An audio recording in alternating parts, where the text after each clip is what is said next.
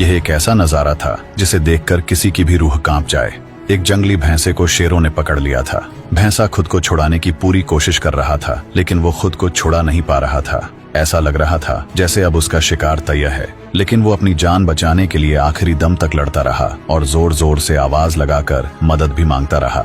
दूसरी तरफ दूर खड़े भैंसों के झुंड को जैसे ही अपने साथी की आवाज सुनाई दी, वो बिना वक्त गंवाए उसकी मदद के लिए दौड़ पड़े। सैकड़ों भैंसे ऐसे आ रही थीं जैसे कोई फौज मैदान में उतर आई हो।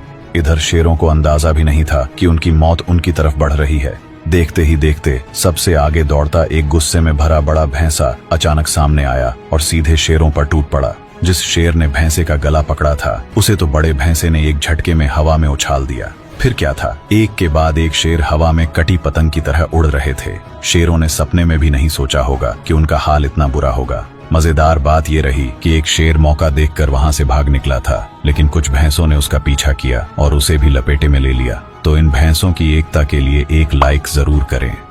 जैसे ही हॉर्नबिल के मम्मी पापा बाहर गए, तेंदुआ चुपचाप उनके घोंसले के पास आ गया। वो यहाँ घर देखने नहीं बल्कि चोरी से छोटा हॉर्नबिल पकड़ने आया था ताकि उसे खा सके।